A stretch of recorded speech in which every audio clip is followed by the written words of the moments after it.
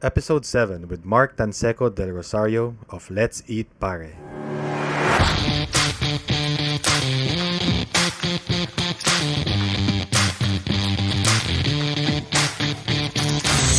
You're listening to Kendrick Loves to Brand, the branding podcast featuring stories and lessons from entrepreneurs and brand builders so you can get inspiration, insights, strategies, and tactics as you create your own game-changing brand.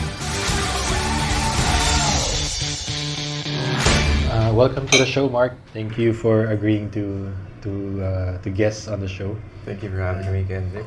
I've been following Mark syempre since I own a restaurant called Early Bird Breakfast Club. So, si Mark is very influential in the F&B industry here with the community that he started. But before anything else, I'd like to turn over the floor to you, Mark, and sort of let you introduce yourself. What do you do? Who you are. Okay. Hi, everyone. All the listeners of Kendrick Loves the Brand. Good morning, mga pare, and some mares siguro.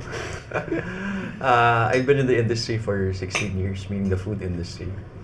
I've dabbled in a lot of disciplines, marketing, trade marketing, and sales. I've also been fortunate enough to open my own restaurant and learn a lot of lessons from that. And those lessons actually I take with me whenever I try to help our startup entrepreneurs. I've also done social media in terms of selling. So I had an online store before for watch accessories. So that actually taught me a lot of valuable nuggets in terms of how to brand products and also how to make things viral, I would say, in a very efficient way. So that's also something that I'd like to teach our startup entrepreneurs, that it doesn't cost much to be able to get your message across. So, how did you transition from working? You mentioned you were corporate before, no? So, Yeah. how did your career start? Well, I've always wanted to work in the banking industry. My brother and my dad were both investment bankers. So I thought God designed that roadmap for me. But lo and behold, it was a different path for me. So I stumbled upon the food industry in 2003 because brand management was something I also wanted to look into. I had an uncle that had a distribution company which my dad invested in, and I worked there for 2 years as a management trainee. Now, my uncle was from P&G, so I got the best training in sales, I would say, from his point of view. So they threw me to the province. I had to sell food products on my own. It taught me a lot of independence. It also taught me how to reach out to people. Of course, I'm from Manila. It was my first time out of my own home. So I had to learn also how to speak the local language and build rapport with them. And fortunately, from there, I was able to move around in a lot of FMCG companies. Big brands like Coca-Cola, Anchor, M-Board, Tetra Pak, Mondelez, even Dole. So all of these experiences has led me to where I am today. I would say in the beginning it was by accident. It was more finding a solution for a pain point. So in the beginning, I had a restaurant called Sucho. It was in BGC. We had that for 3.5 years. Unfortunately, it didn't do too well. So I would say there was a turning point. So I said after this experience of opening my own restaurant, because in my career, I used to also supply a lot of restaurants and sit down with them. So I said, why don't I try their side of the fence? Why don't I wear a different hat? So when I wore that hat, I was able to really submerge or really feel how it is to be a food entrepreneur and see the difficulties. And that gave me a real sense of appreciation. And I said, when I left that side of my life or my career, I said, I want to do something else. And I was always looking at another avenue. I was still in FMCG food, but I wanted to do something else to get myself more ingrained in the community. So I was a part of some communities for watches, for cars, and I said, hey, why don't I create one for food? And that's So how what Let's Eat year Pare was this started. when you started conceptualizing this? Let's Eat Pare is turning 3 years old next month. I started Let's Eat Pare in November 16 of 2016. So it was at 1 a.m. Some of the best ideas come out the middle of the night when you're hungry. There. So I just added a couple of friends. I'm very happy that those friends were able to find and see the bigger picture in what we're trying to do and find interest in the community, and they added more friends, and as they say, that's how the magic started. Yeah. So what was the like overarching parang like goal or concept for the community? It was really to solve a problem in terms of getting the word out. So I experienced when I was a restaurateur that marketing my restaurant was very hard. And you also know that, Yeah. owning Early Bird Breakfast Club. So community-based advertising, or what we call user-generated advertising, or what do you call this? The community-based, yeah, is a very good avenue because it gives a lot of authentic Yeah. reviews, a lot of authentic inputs, and it gives us also different angles from different people. As we say, taste is subjective, and also it allows us to spread the word in a more efficient, in a more broad sense. So I was really amazed at how communities were working to that common goal. But I saw that there was still a an opportunity to really bring the industry together. So a few years back, we would know that if you have a restaurant and another restaurant opens beside you, you would see that restaurant as a competitor. Yeah, it's a threat. It's a threat to your Yeah. business, and that's normal. And we cannot discount that. But what we're trying to show people is that through collaboration, through unity, that you can actually develop more foot traffic by actually bringing people together in a small community, not just online, but also in that area that you have your restaurant. So case in point, Poblacion.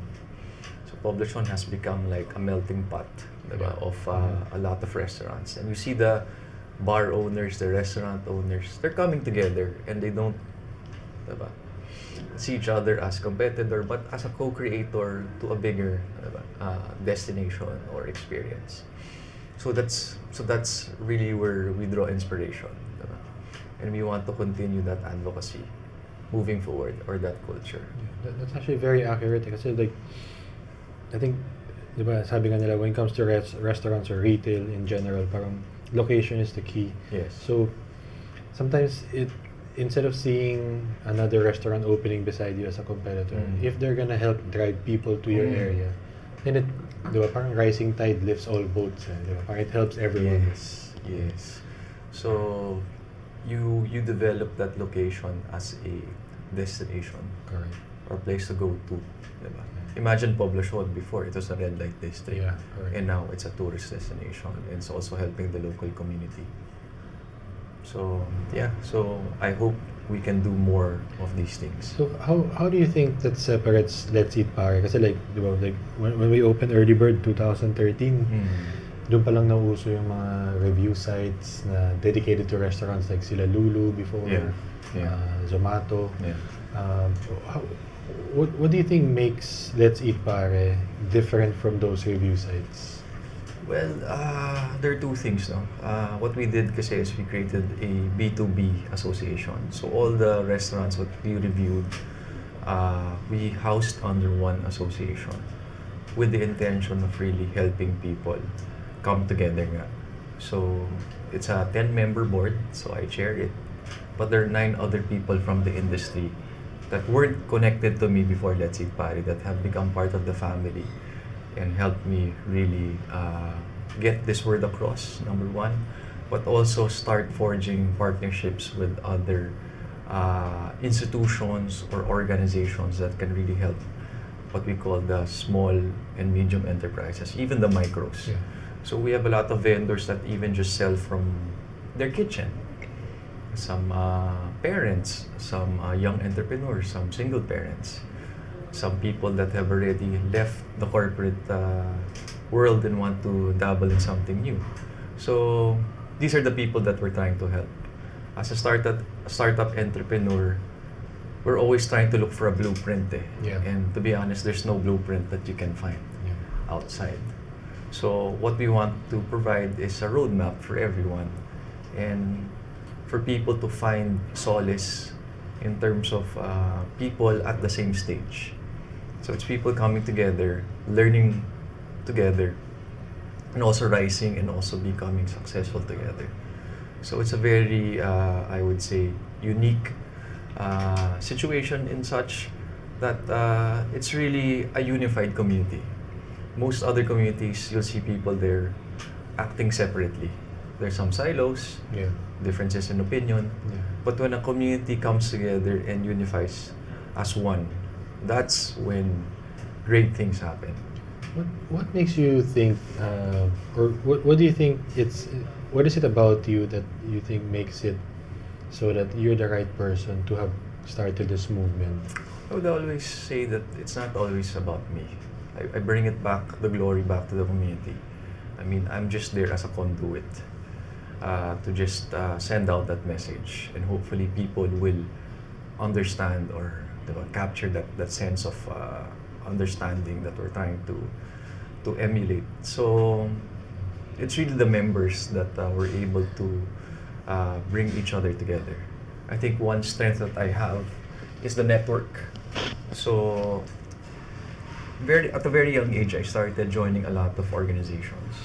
So one organization that's really close to my heart, and was started by my grand uncle, is the JCI organization or movement, or the JCs. So I saw the benefit of, diba, people with like-mindedness coming together into one organization and doing good things for the community. And that's what actually helped me form this framework, or try to create this community in such a way that it's easy for them to find a connection and be able to operate on that mission that we have of bringing people together and helping the food industry.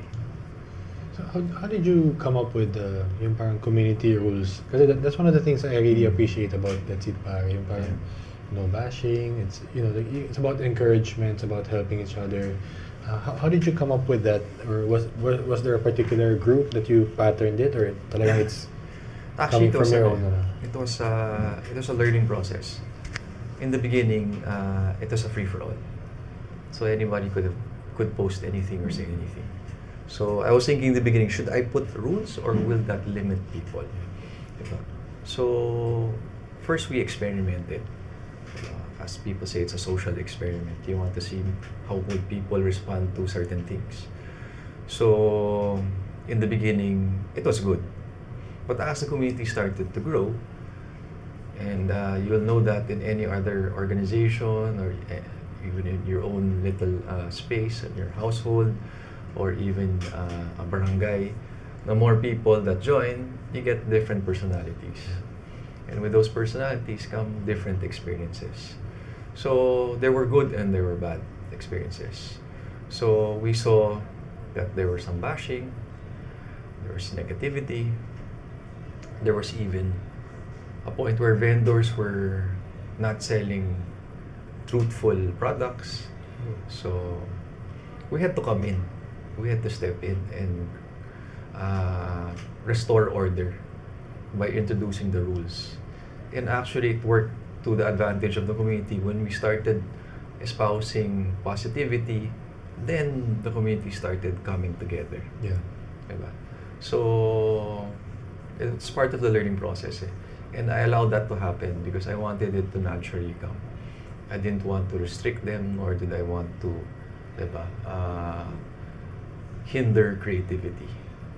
But in any situation, rules should really be introduced eventually.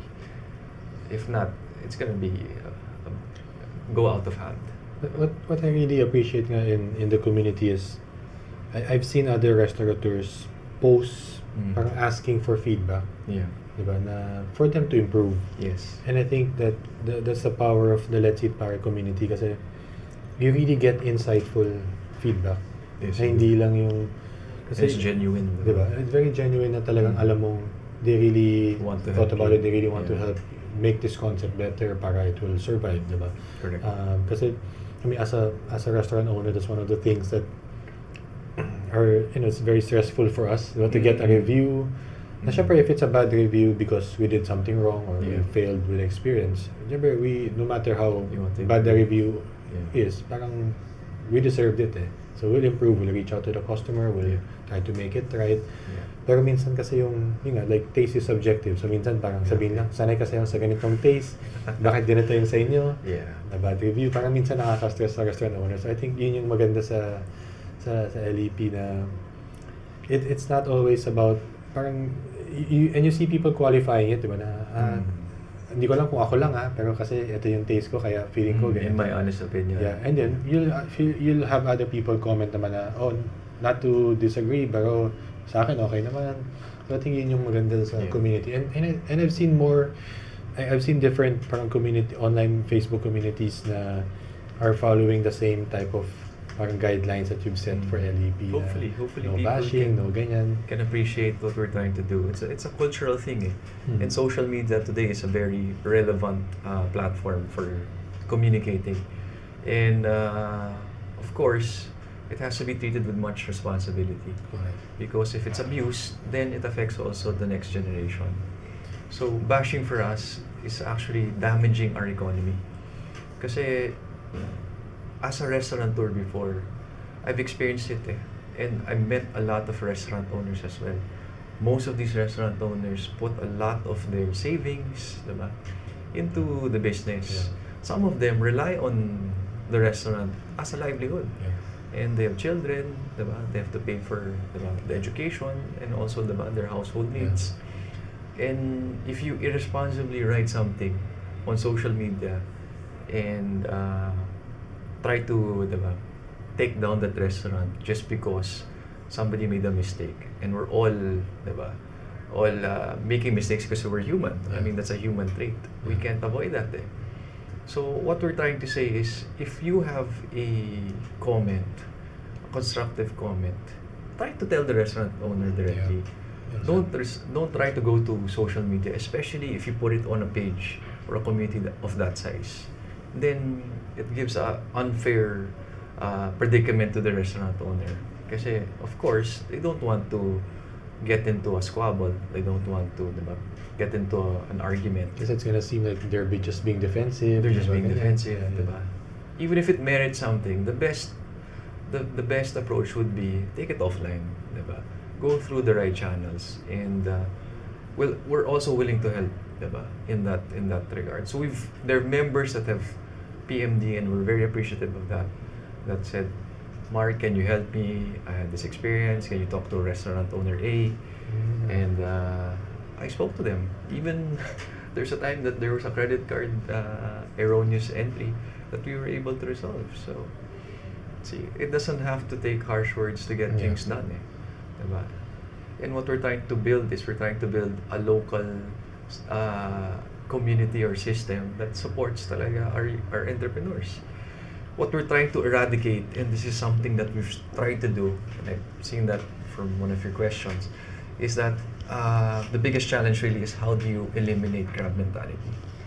So you'll see a lot of people in the Philippines that it's kind of frustrating that when they see something successful, especially something local, something or a concept with a long line, biglang they say it's a hype. Hype, yeah. It's not good. don't go there. Come on, guys. Let's help our local entrepreneurs. If you look at the local economy, let's look at the stock market, the local bourse.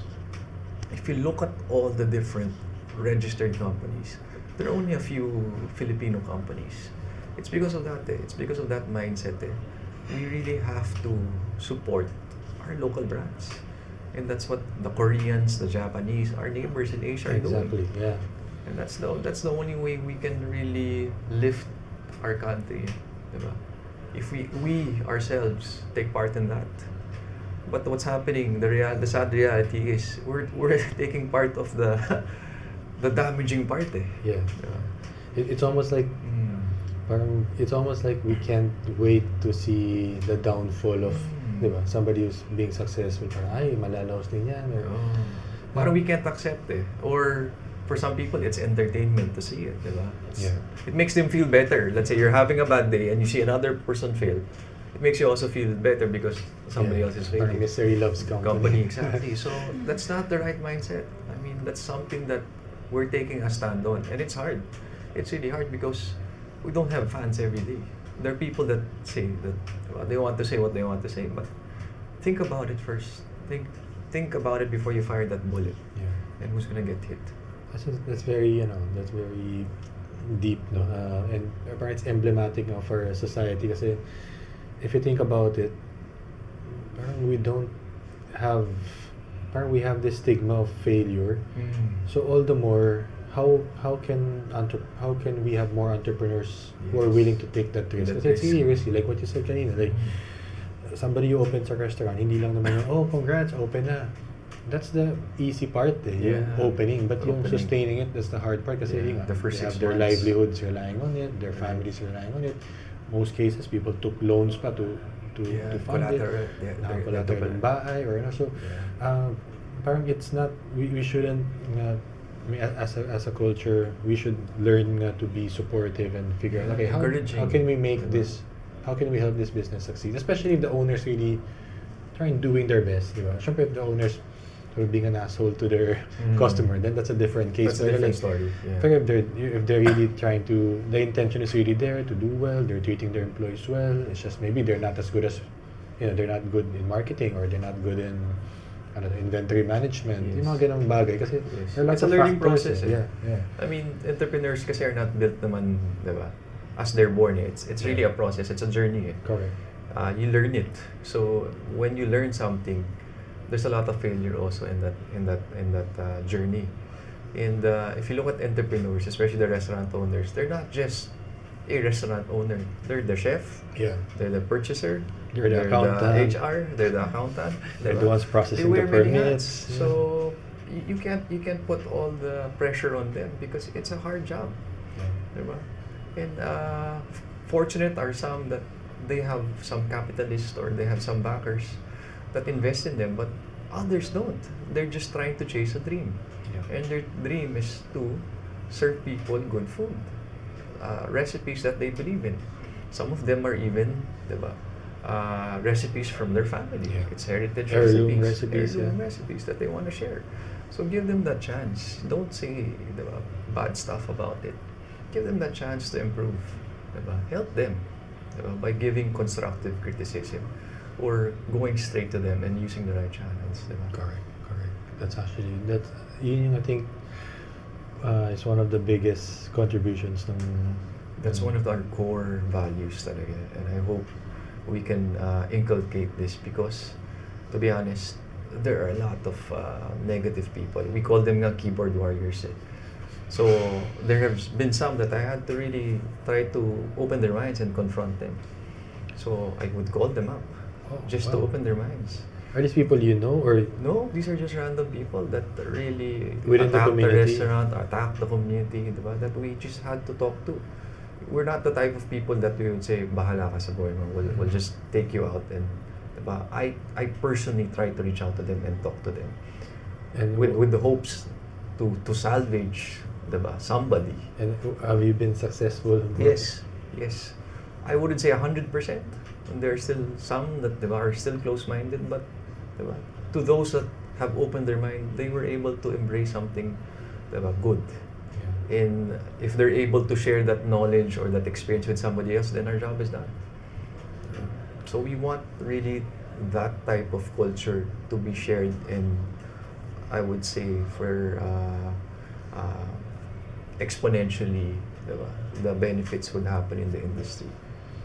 So, going back to Let's Eat Pare and how you started it. Now, it's in the past 2 years, it's grown to like over 160,000 members, right? Yeah. And then you've also started different sub-communities now, Yes, that also not necessarily helped. through food. Yes. So every community that we created supports a local industry or a cottage industry. So Cheska beside me helps us with Art Farm Pare. So Art Farm is for local artists so that we can get the word out and also share their works. So it's partially masters and partially also the budding artists. So those artists that don't have a social media account, or in the food industry, Yeah. those food joints that don't have a social media account are also getting recognition. So I wrote actually about what do you call this? Chisig Sarada, which is a Jolly Jeep concept. So I wrote about them and got a lot of notoriety. And actually, Lala Move started Delivering their delivering sisig. their Yeah. sisig. So that's how we help, and we don't ask for anything in return for that. We just want to put glory into people, diba, that put in the hard work and deserve it. Diba? So for this, like, what are the other communities that you've started? Yeah, we have art form. We actually have 2.5 million Filipinos in total. So the biggest community that we started was Titos and Titas of Manila, Okay. or Classic Pare, which became a overnight sensation, I would say, 2 years ago, because it brought people good vibes about the past. So I borrowed the Throwback Thursday hashtag and say, why don't we make it throwback every day? Yeah. So it was really that simple concept of just bringing the good cheer to everyone. And when we started it, just among friends again, but grabe, the growth was really tremendous. So how many members does the Tito and Titas? It has 1.8 million members. So yeah. And then we have also a community for car lovers. That's Drive Pare. I'm attending an event later for Relos Pare. This is for watch aficionados. It also becomes a trading platform. We also have Our Pets Pare, which is for pets. We also have Adventure Pare, which is for the adventure seekers. We even have a drinking community called Let's Drink to That Pare, for those who want to share their favorite spirits and bars. So all of these communities, we try to bring them together. We also do kasi events. So we do festivals. So the concept of a festival, it's not just a one facet thing. So of course, food would always be at the center of that. But we add different elements like art, cars, music. So different passions. And more often than not, these people have more than one passion. So they find more than one interest when they attend the festivals. And they bring family members. And it becomes really a very fun occasion because people stay. They hang out and they... So how often do you have this festival? For this year, we had 2 festivals. Before the year ends, we have 3 more. So we try to do one every quarter. Okay. Sometimes it goes over. So we partner with a lot of developers. In our community kasi, we also have sub-communities. So shout out to the sub-communities and their founders who are good friends of mine. One is the Philippine Hot Sauce Club. Oh, And hot also- sauce. So specifically, Just everything all hot hot sauce. sauce makers. So they're also part of our community and we support them. And we also have the Pit Masters Club of the Philippines. So all the smokers. Oh, okay, I love that. Not those who smoke up. Not smoke up, smoke like I know this is a meat. podcast and there are a lot of podcasts that are inspired by smoking, but yeah, they smoke beef. So there is a club ready for it, and we come together when it's a festival. So you'll see us having a section. So the last festival we had the outdoor barbecue festival. So you had the Hot Sauce Club partnering with the Pit Masters, and then we also had our LED vendors. We had something international. So we had inasal, we had local barbecue, we had Bulgarian barbecue, then we had the US Pitmasters. So it was a very fun event, and about 4,000 people attended. Wow. And then we were selling local art on the side. So those are the things that we want to do. So we want to change the culture and show people that, hey, we can come together and we can unite for bigger things. Diba? So we also have a CSR program. Since we are the food community, we know access to materials is easy. So we had a feeding program with street children. But aside from that, we also want to have a leave behind. So leave behind is something, it's a theory that was taken from the Bible, that if you teach people how to fish, Yeah. diba, they can feed themselves for a lifetime. So we want to teach them how to be also simple entrepreneurs, diba, how to have, let's say, a fishbowl business. So that's a leave behind. So you want to teach them those rules, or those values pala, or rules to live by, so that they don't really rely on dole-outs. That's a problem kasi with the impoverished section of our country. Some of them rely on these things, Yeah. and they always look down on themselves. So you have to encourage them and make them feel confident that they can become successful on their own right, diba? And give them those tools. So we also do that. I mean, as an entrepreneur,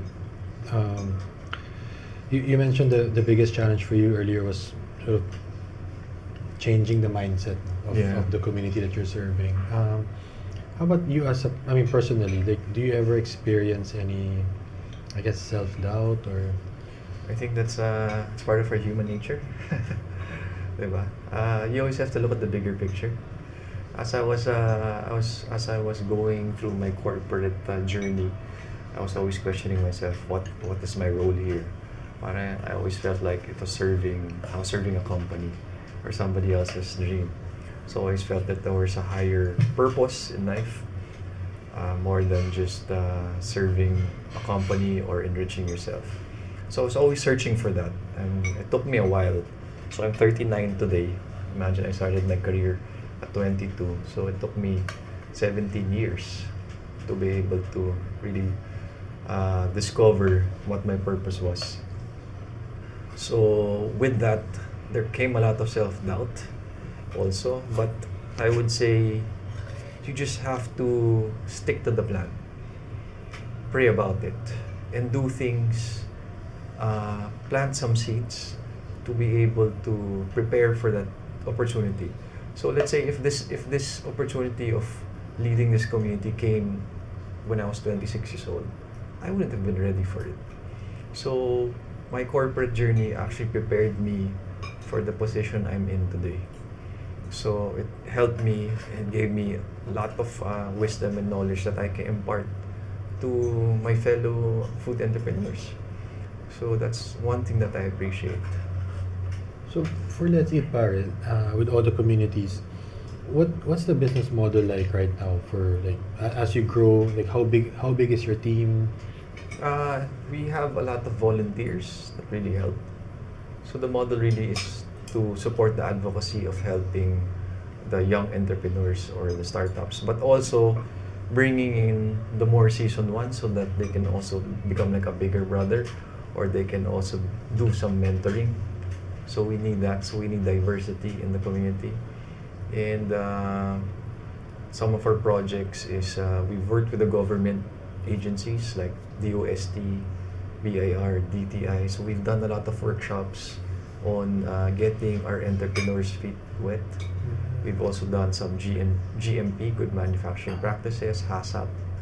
So that also helps us improve on the quality and also prevent a lot of untoward incidents in terms of bacteria, diba? Diseases. So it helps us eliminate those or improve on the situations that cause it. So we're taking an active role there. And these are all free workshops that we offer. Free workshops, that's... I think hirap like when we were starting out, we had zero clue how to do it. run, Yeah. ano bang iba-ibang It starts aspects. as a passion kasi. Yeah, so we talked to a lot of friends who we knew had restaurants, Mm. and pretty much the main advice is don't start a restaurant. Well, kasi syempre, like a lot of the people we talked to had restaurants that didn't work out or didn't last. It's hard. So It's parang really hard. the way they look at us was parang like, are you sure? If you put it in a percentage, there are only 10% of the total universe of restaurants. Let's say there are 40,000 restaurants in the Philippines. Only 10% are surviving. When I'm saying surviving, they're just keeping afloat. Yeah. It's break even or they're just earning a little. Yeah. Now, there's only siguro 1 to 2% that are really thriving out of the total number of restaurants. And the rest are just Are challenged. Yeah. So, we don't want to kill people's dream. We want to help them. Diba? And I think the restaurant industry or the Philippines is ripe enough for new experiences, better quality products. I mean, coming from 20 years ago, you wouldn't see diba, a lot of these innovative restaurateurs or chefs, diba? Like Toyo Eatery, diba, Hapag.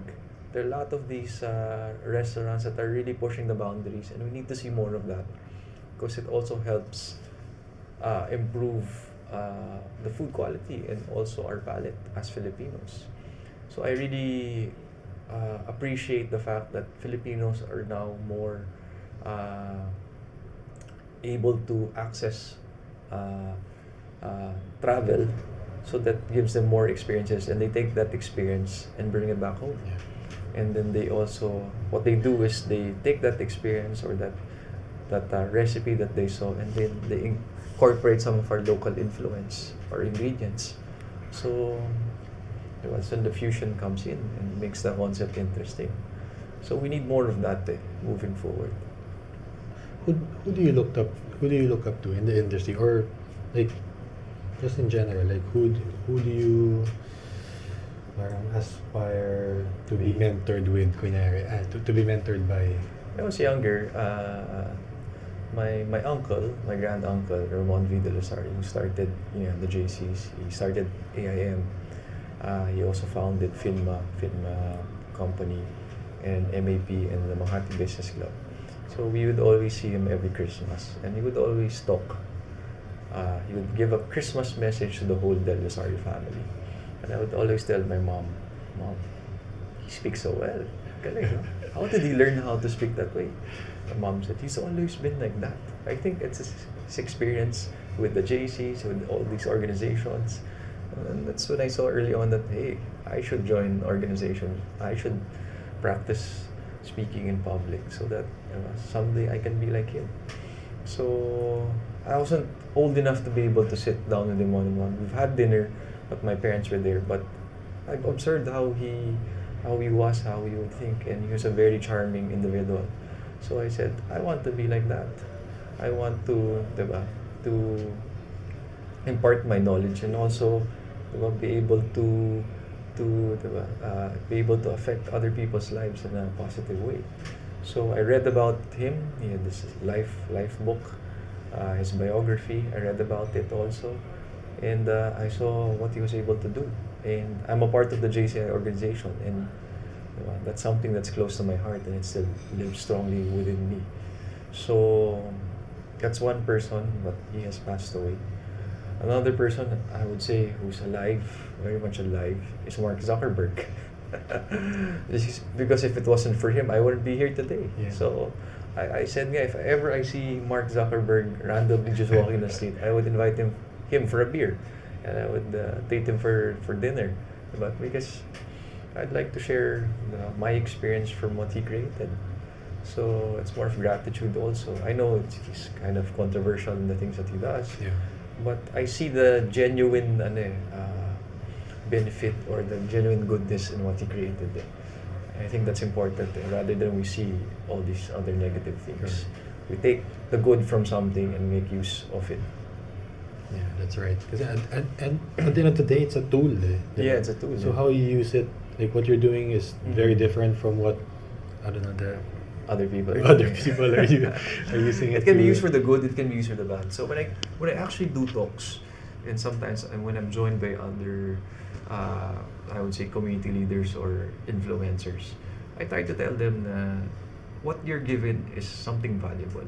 People give you their time, and we have the same amount every day. It's 24 hours. And how do you use that time is, diba, is really what defines you as a person. Is it used to be talking about just yourself? Because most of the influencers say, try to be like me, follow me. Yeah. But diba, if you look at a bigger purpose, if you want them to be like you, what about you do they want to emulate? How do you make that, diba,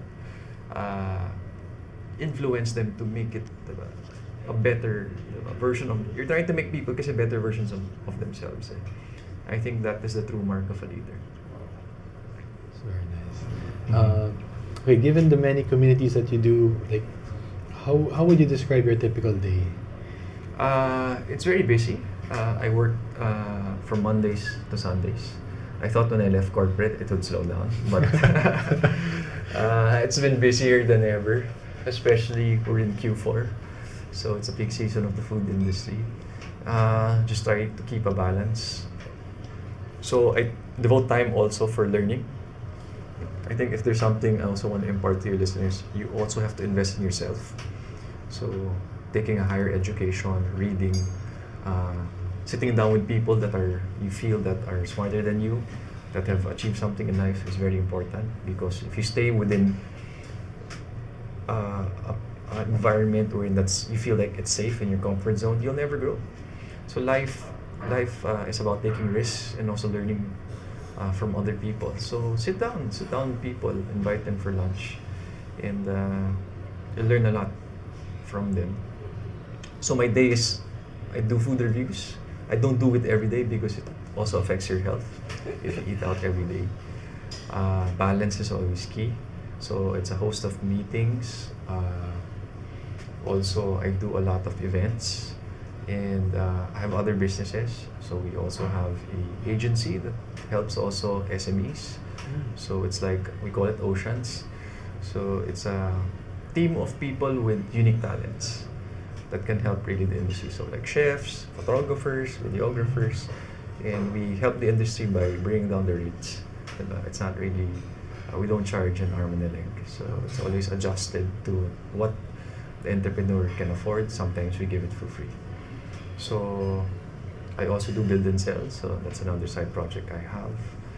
And yun. So in a day, it's a mix of meetings, learning, reading, watching a lot of videos also. I've always been a sponge for information. And you also have to work out, and you need also time to decompress. So yeah.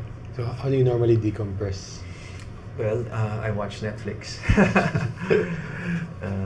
Now I'll start listening to podcasts in traffic. So yeah.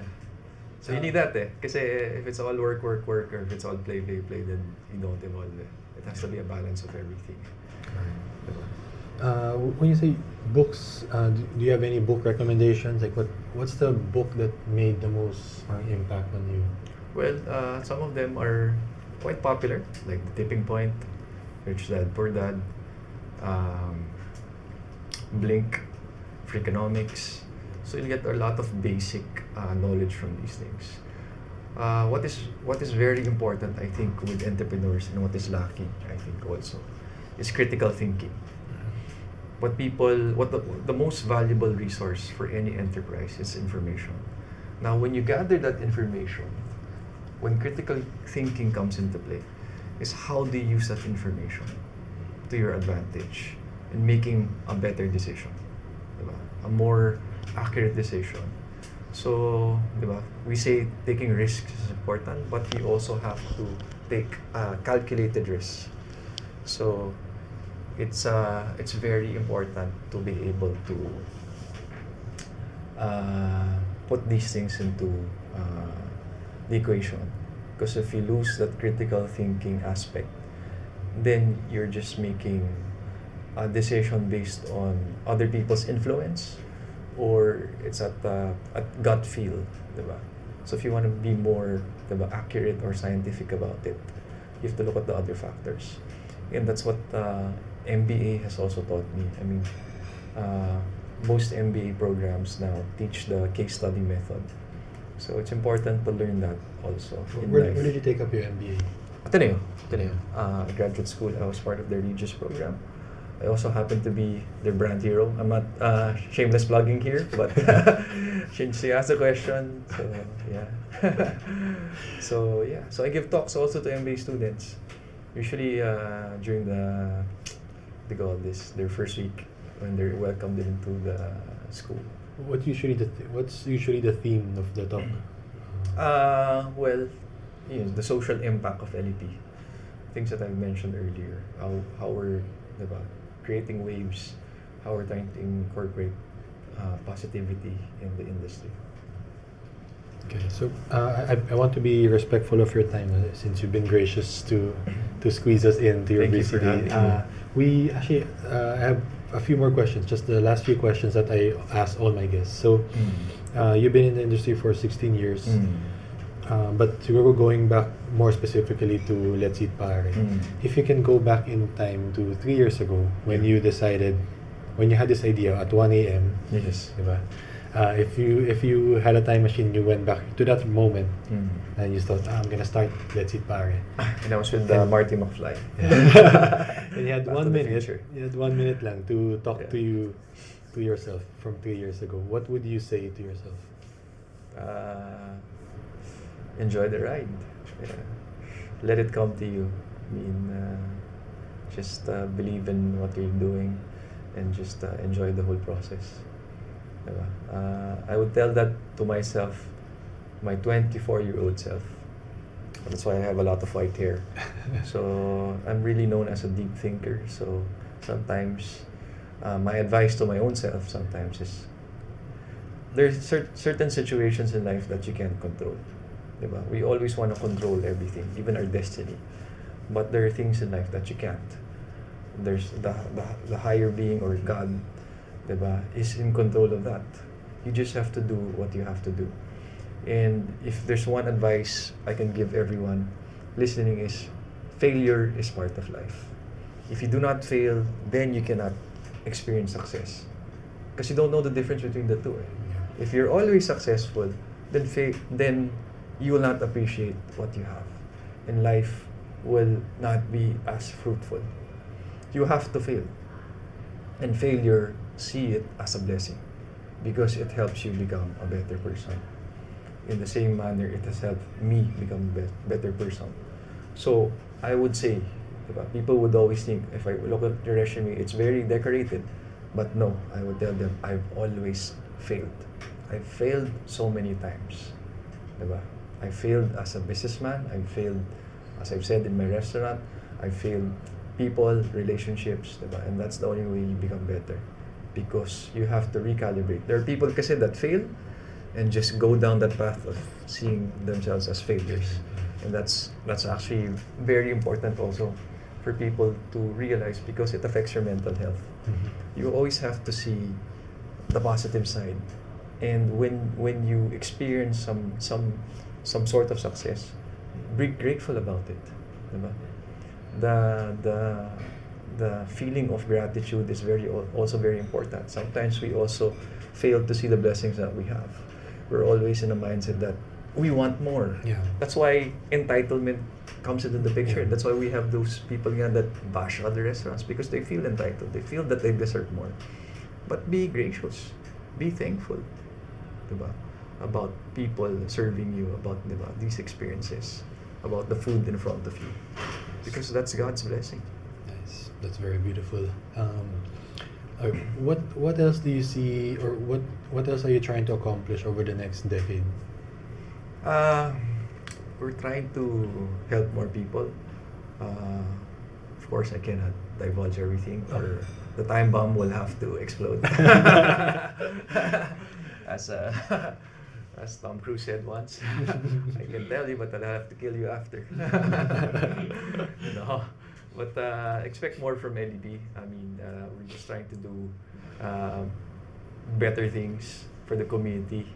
So for those who want to be part of that, who want to pitch in and help, diba, create a positive impact in society, just reach out to me. Follow us on Instagram. Let's eat Pare, and join our community. We're always here. We always keep an open mind. I always tell our members or even, diba, people in the association, I have an open door, a virtual door, because we live in a virtual world in social media. So I'm always open to ideas. Diba? That's the only way you learn. Diba? You experiment. Sometimes you success, sometimes you fail, but diba, in the end, it's a better process than when you started. Okay, so before I ask my final question, Yeah. Since everyone knows already where to follow you naman, I just want to take the time to acknowledge you for the work that you're doing. Thank you.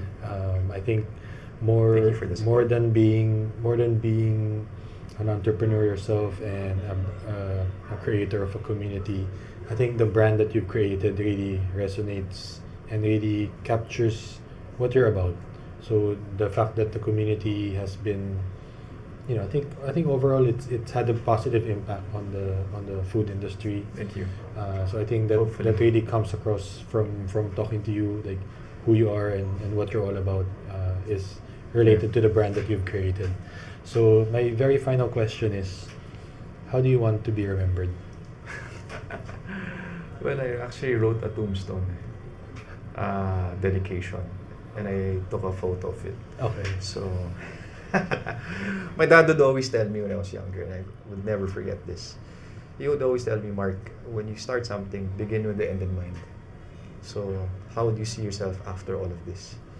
So, in every undertaking, especially when I'm passionate about it, I always see what is the net result, or what is the key takeaway from all of this. And when you're going through tough times, you ask yourself, is the juice worth the squeeze? So that's when you know that what you're fighting for or what you're pushing for is really worth it, once you see the bigger picture. So I wrote it and I took a picture. So here it goes. Here. The tombstone, actually, for those, I'm sure you guys can't see it because this is a podcast. It says beer. In the tombstone. No. But I wrote something about beer. Okay. Here lies a passionate man, a visionary with dreams bigger than himself, than the hamburger sitting right next to him. Here lies a hungry man with an appetite for good deeds, and the food trip driven by good weed, sorry, for not being PG, on this noble steed. Here lies a proud Filipino, built on integrity and grit. He'll go the extra mile for beer and bring cheer to one and all. Here lies everyone's friend, your one and only Pare, a soldier of God, a happy customer of what life had to offer. He bended the knee, let haters be, and dedicated his entirety to serve thee. Wow, that's beautiful. Talking from my Jesuit education, being a man for others. Diba? And when you're a man for others, and when you're able to change a person's life and bring out the best in them, and they appreciate that, they will do that for another person. Diba? And that's when, diba, the wheel starts to turn. Nice. Diba? And I believe that's legacy. Nice. On that note, thank you so much for sharing that, and thank you for your time. Thank you for the work that you do, Mark. And I mean, as a restaurateur, I fully support everything you're doing. So I hope that I'm looking forward to the continued growth of the Let's Eat Pare community. Thank you for the support. Thank you guys for listening. If you enjoyed this episode, please rate and review the show on iTunes. It will help more people discover the show. You can also share a screen cap of the show on your social media accounts. Make sure to tag me and let me know which part of the episode you like or didn't like. All feedback is certainly welcome, so feel free to reach out to me on Instagram @KendrickCo to let me know what topics you'd like to be covered next and who you want to hear or learn from in future episodes. Until next time, do the work you want to see done, because life's too short to not be creating your life's work.